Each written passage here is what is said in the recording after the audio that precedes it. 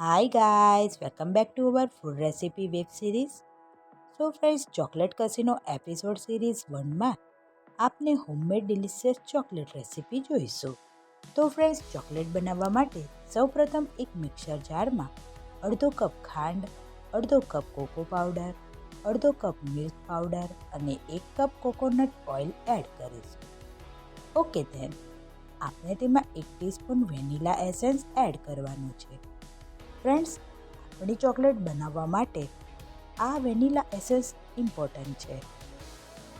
Friends, હવે આ મિક્સરને mixer ગ્રાઇન્ડરમાં સારી રીતે મિક્સ કરી લેવાનું છે અને રેડી થતું બેટર તેને એક ચોકલેટ મોલ્ડમાં આ રીતે ફિલ્ડ કરીને ફ્રીઝરમાં 2 થી 3 કલાક માટે સેટ થવા માટે મૂકી દેવાનું છે.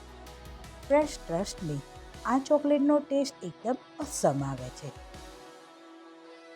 ફ્રેન્ડ્સ, 2 થી 3 કલાક પછી આપણી ચોકલેટ ફ્રીઝરમાં સેટ થઈને રેડી થઈ ગઈ છે.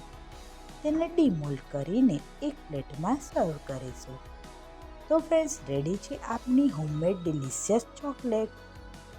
તો ફ્રેન્ડ્સ, તમને રેસીપી ગમી હોય તો પ્લીઝ વિડીયોને લાઈક કરજો. ચેનલ પર નવા હોવ તો ચેનલને સબસ્ક્રાઈબ કરજો. તો આપને મળીએ chocolate casino food recipe web series episode 2માં. ત્યાં સુધી બધાને મારા જય ગણેશ.